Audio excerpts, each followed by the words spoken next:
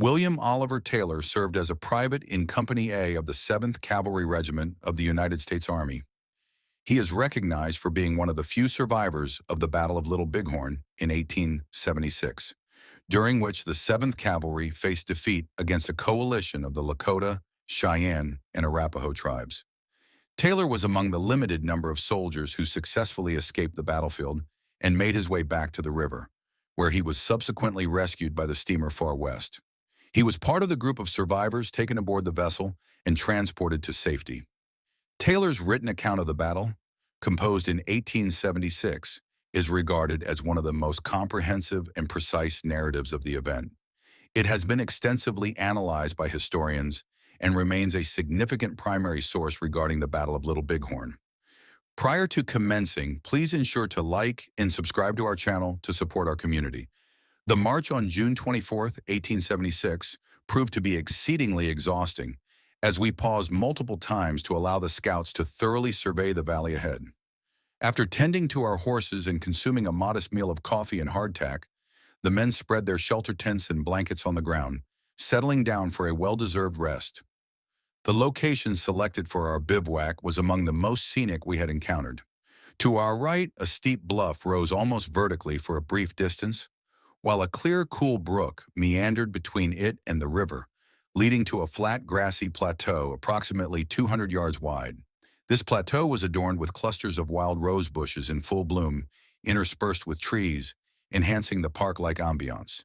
It was evident why the river bore its name, as it was bordered by low willows and fragrant rose bushes. The site was so ideal for a camp that Custer frequently chose locations of remarkable natural beauty whenever possible. Thus, it seemed appropriate that what would ultimately become the last camp for so many should be set in such a stunning environment. Since that time, I have often wished to identify the exact location and capture a photograph of it. Additionally, my troop was stationed quite close to Custer's headquarters, a solitary tent where he sat for an extended period, seemingly deep in thought. I lay on my side facing him, and it appeared to me, perhaps due to the encroaching dusk, that his expression bore a hint of melancholy that I had not previously observed. Was he preoccupied with thoughts of Fort Lincoln, where he had left his cherished wife? Did he sense an ominous foreboding about the events that would unfold the following day? Nevertheless, his contemplation was soon disrupted by the arrival of several officers at his tent for specific instructions. As the council concluded, a small assembly of younger officers gathered near the bivouac of one of their peers. Soon the melancholic strains of Annie Laurie reached my ears, accompanied by the soft, gentle footsteps of children. This was followed by a farewell at the door and the doxology, "Praise God from whom all blessings flow." It struck me as an unusual hymn for cavalrymen to sing along an Indian trail, did it not? Could it not have been a heartfelt prayer from those young officers, several of whom had recently graduated from West Point? Might it have emerged from an unspoken awareness of the tragic fate that awaited many of them? Yet as the final notes faded, they seemed to cast aside their somber thoughts, adding, "For he's a jolly good fellow that nobody can deny." At that moment, I found this sentiment somewhat irreverent. However, it is worth noting that religious reverence is not a trait commonly associated with soldiers. A few good nights were exchanged, and they sought their rest. An unusual stillness enveloped the camp, interrupted only by the occasional stamping of a horse or the call of a night bird.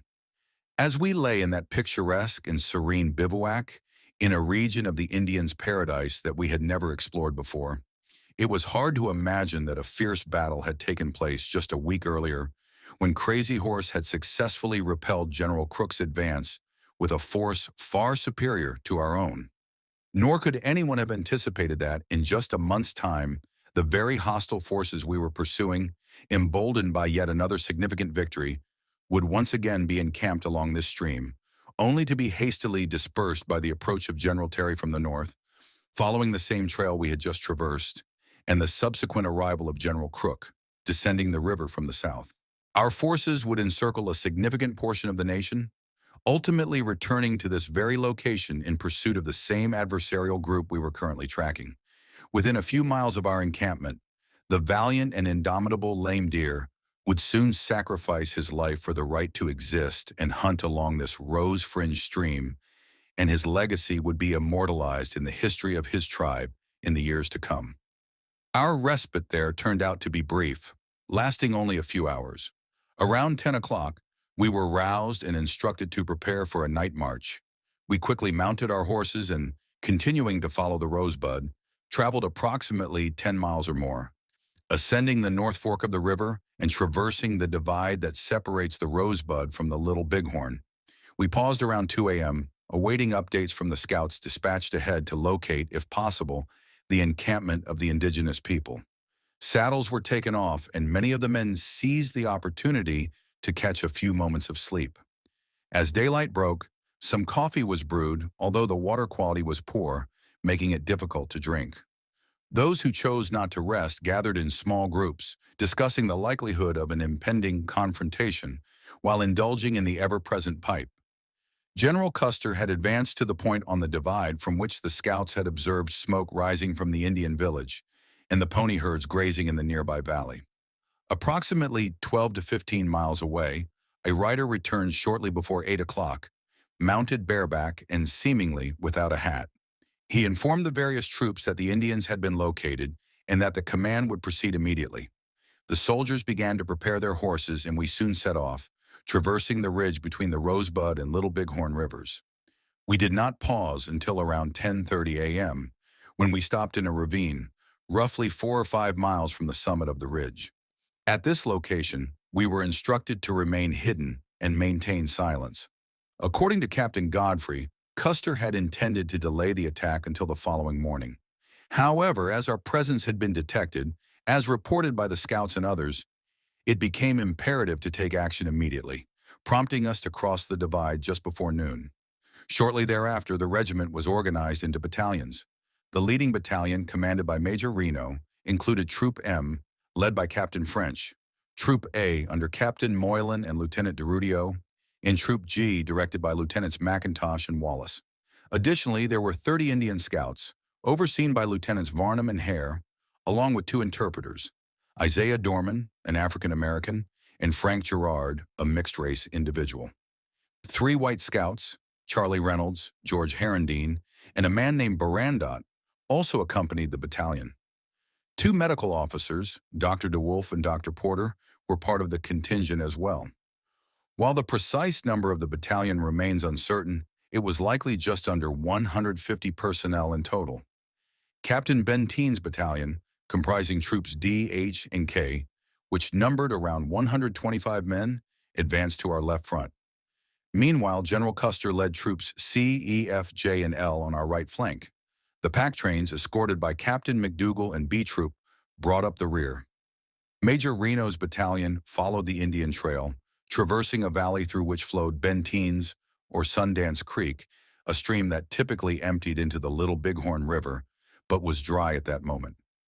During our march, we encountered a funeral teepee containing the remains of a warrior, which our Indian scouts had set ablaze. It was later revealed that the deceased was a brother of Circling Bear, also known as Old She-Bear, who had perished in the battle against Crook on the Rosebud 8 days earlier, on June 17th. Although reports indicated that a few Indians were sighted in the area, maintaining a safe distance ahead, I did not personally observe any. As we neared the river, Reno received orders that compelled us to increase our pace, and we soon reached the Little Bighorn, a stream approximately 50 to 70 feet wide and 2 to 4 feet deep, with clear, icy cold water. Our horses eagerly entered the river to quench their thirst, as did their riders. While we waited for the horses to drink, I removed my hat, shaped the brim into a scoop, and leaned over to fill it with water, consuming the last drop I would have for over 24 arduous hours. After the horses had been watered, we emerged from the river and proceeded through the underbrush. Upon reaching the prairie, we dismounted and adjusted our saddle girths. Within approximately 10 minutes, we began our descent into a long, narrow valley. To our right, the river wound its way through a dense forest, bordered by towering bluffs. On our left, gentle foothills rose, where we caught sight of a portion of the pony herds. As we approached, we observed mounted men moving in various directions, some in circles, while others traversed back and forth.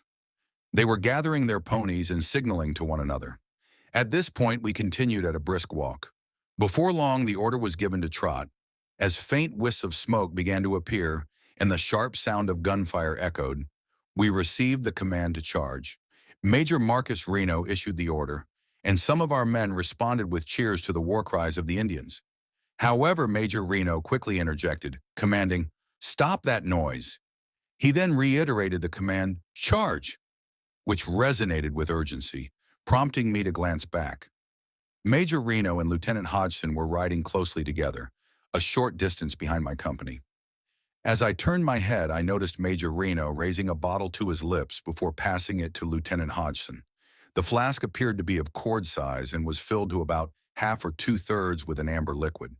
While this seemed unremarkable, the circumstances surrounding it have remained vividly imprinted in my memory.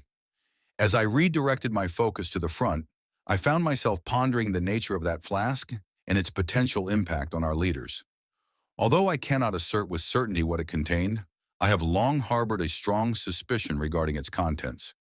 It is noteworthy that our Indian adversaries later characterized our troops as behaving as if intoxicated during the battle, with one Cheyenne warrior even reporting the discovery of whiskey on the bodies of our deceased soldiers. As we prepared to confront the enemy, I found myself in a rather unfavorable position.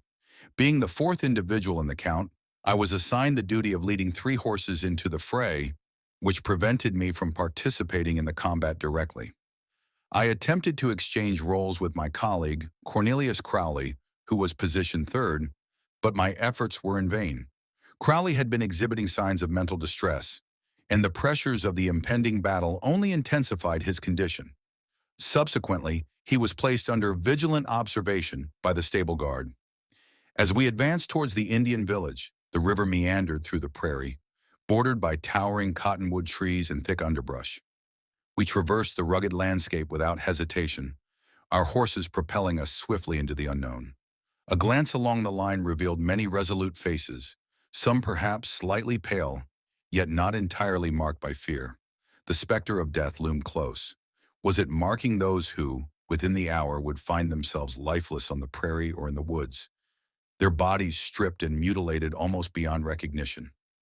Regardless, there was no sign of retreat among us. For the majority, this was our first genuine battle at such close quarters. Our initial encounter, an unfamiliar and daunting experience, involved taking our positions as human targets, enduring gunfire without retaliating, which proved somewhat challenging. However, our moment was approaching.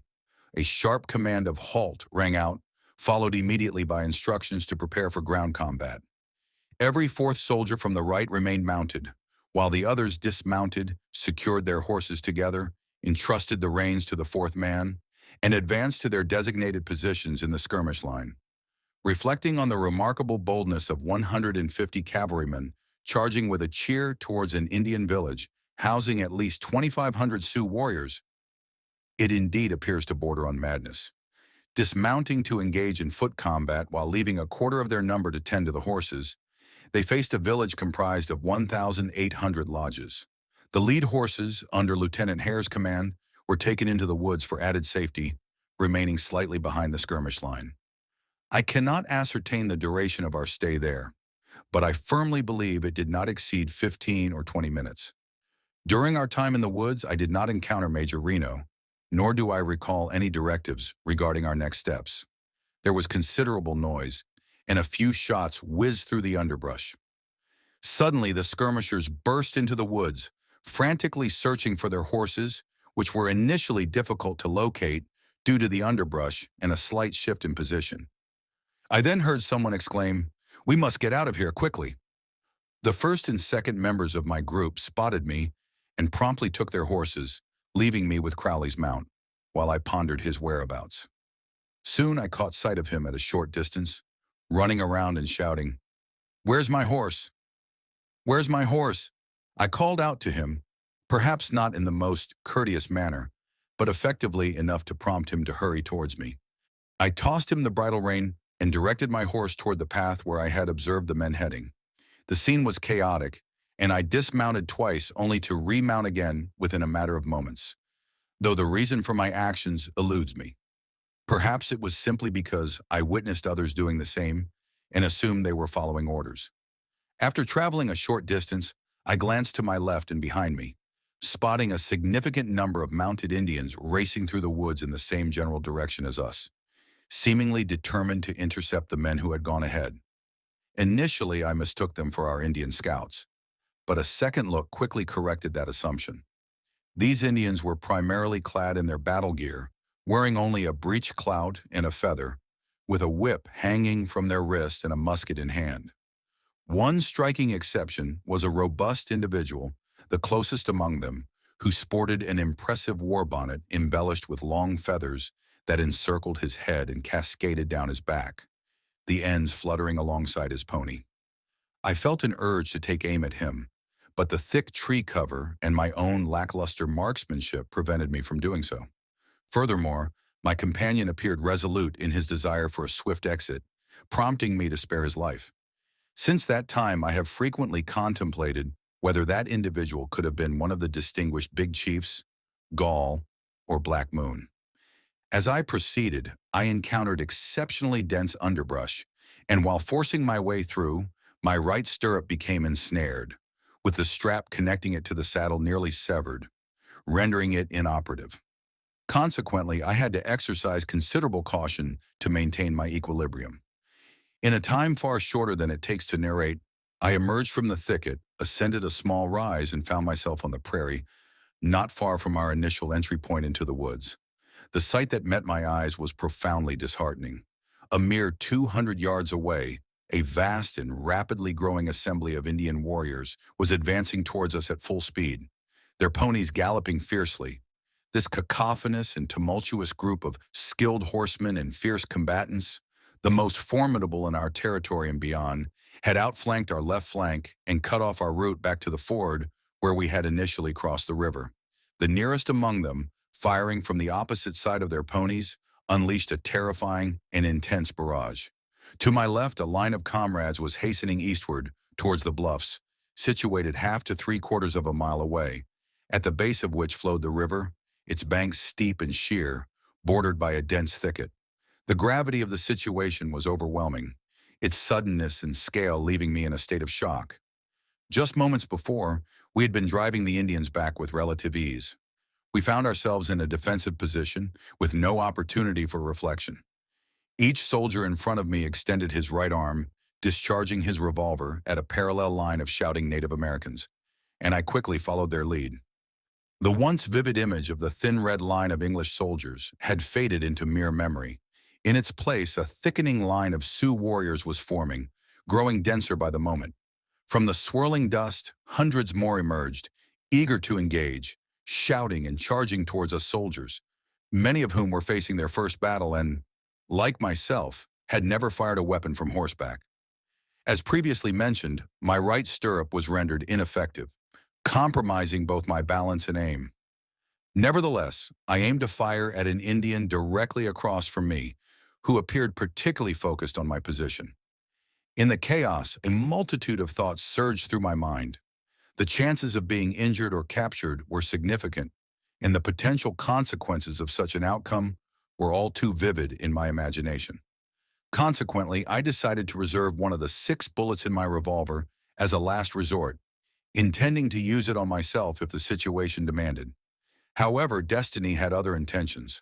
Our retreat led us through a prairie dog village, where the numerous holes and mounds created hazardous conditions for riding at our breakneck speed. 1.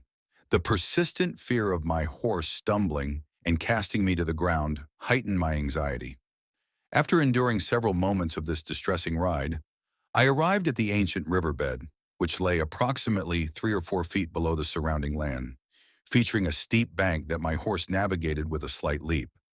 As I regained my balance, my right hand, still gripping my revolver, instinctively reached for the pommel of my saddle. In that moment, my revolver slipped from my hand and fell to the ground. With the Indians advancing and their intent to force us into the river to drown, I considered it unwise to dismount and search for my weapon in the tall grass. Instead, I urged my horse toward the river, where a chaotic scene unfolded before my eyes. A tumultuous mass of men and horses struggled, their blood staining the water. I spotted Lieutenant Hodgson among them, hearing his cries of pain as he sustained a wound. I maneuvered my horse to the right, steering clear of the fray, and soon found myself across the river. After considerable effort, I managed to climb the steep bank, but my weary horse, Steamboat, refused to go any further. The rapid pace and exertion had exhausted the poor animal, which was already winded and on the verge of collapse. Due to a lack of available mounts, he had been assigned to me, and his distinctive whistling sound while moving had earned him his name. As I dismounted, bullets whizzed past me, and I paused for a moment to allow Steamboat to recover his breath. I then attempted to lead him onward, but he remained stubbornly still. Frustration surged within me as I prodded him with my carbine, yet my efforts proved futile. Meanwhile, my fellow soldiers hurried past, some mounted while others walked, guiding their horses over the bluff summit. The seriousness of our predicament was unmistakable. Being dismounted in the presence of countless Sioux warriors felt like peering into an unfathomable void.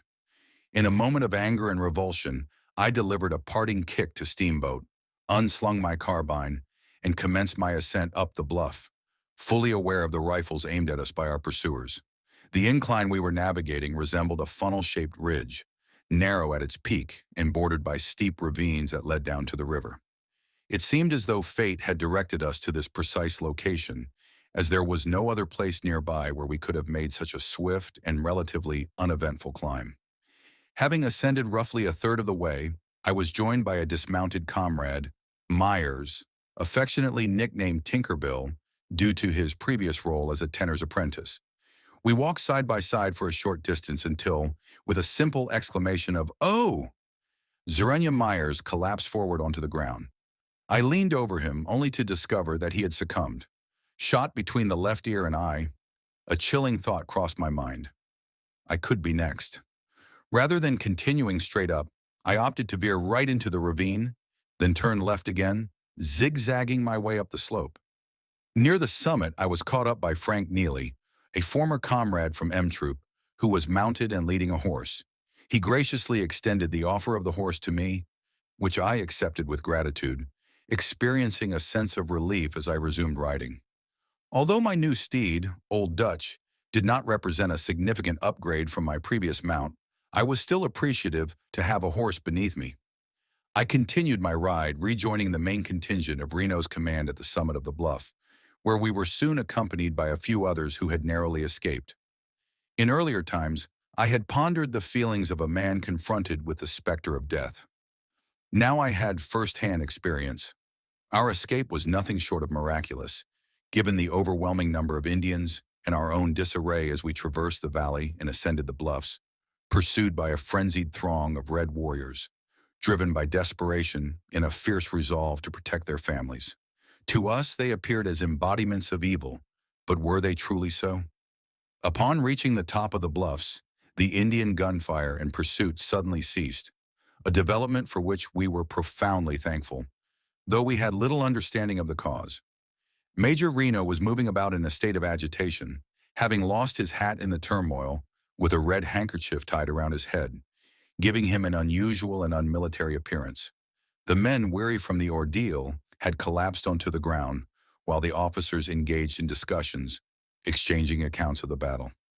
Our moment of respite was short-lived, as Captain Benteen soon arrived with troops H, D, and K, which had been sent to the left 2 hours earlier. They were on their way to join Custer, following both written and verbal orders. This reunion with Reno's command took place at 2:30 p.m., as noted by Reno himself. Shortly thereafter, Captain McDougal arrived with B Troop, escorting the supply train, having received orders from Custer to expedite their journey to join him. Sergeant David C., a member of Captain Tom Custer's troop, C., had conveyed the message to McDougal. It is important to highlight that Boston Custer, the younger brother of the general, was serving as a civilian forage master and had accompanied the general earlier that morning.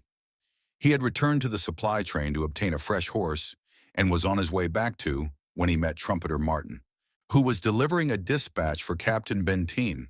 They exchanged brief remarks before parting ways. Boston Custer rejoined the command just prior to the onset of the battle, and his remains were later discovered alongside those of his two brothers.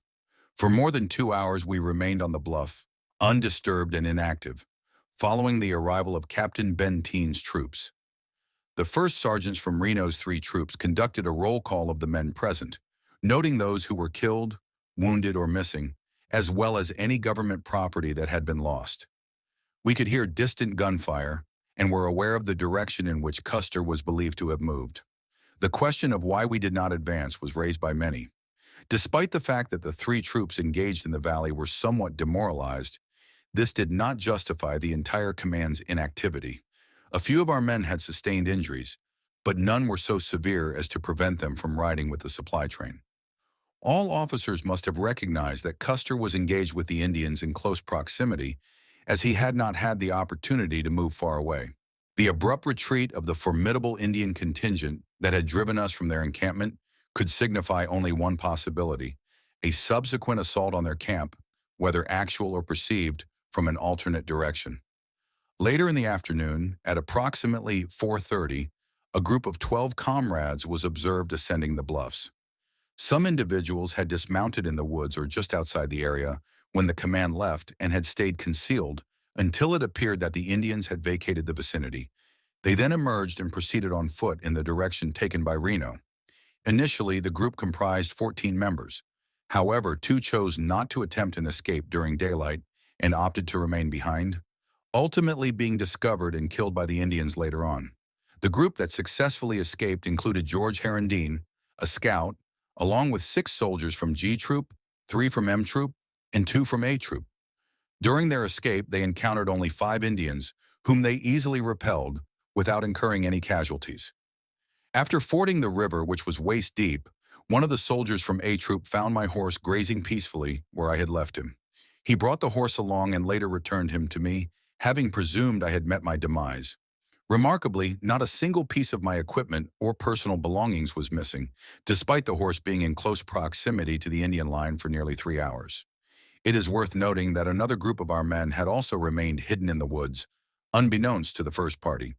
This second contingent included Lieutenant Dirudio, Private Tom O'Neill from G Troop, Frank Gerard, the interpreter for the Re-Scouts, and William Jackson, a mixed heritage scout. After enduring several narrow escapes and being absent for approximately 34 hours, these 4 individuals reached our lines late in the evening of the 26th, raising the total number of personnel known to have been left behind during the charge to 18. It is probable that additional individuals were unable to escape. Shortly after the return of the 12-man party, we received orders to assemble around 5 p.m. and mounted our horses, proceeding in the direction believed to have been taken by Custer. A brief ride along the bluffs, which obscured our view of the Indian village, led us to a ridge that provided a partial glimpse of what would later be recognized as Custer's battlefield. We observed numerous Indians in the distance, as well as some in closer proximity. Before long, they began to advance towards us, and our advance unit under the command of Captain came under fire. The entire command was subsequently ordered to retreat, and we returned to our previous position. By this time, the Indians had completely encircled us, unleashing a fierce barrage of gunfire. The supply train, along with the wounded men and horses, was positioned in a depression between 2 ridges. After nightfall, scouts were sent out to locate any signs of Custer's command, but they quickly returned, indicating that the area was teeming with Native Americans. Subsequently, a trumpeter was instructed to sound various calls from a nearby elevation, with the intention of reaching Custer's command and directing them to our location.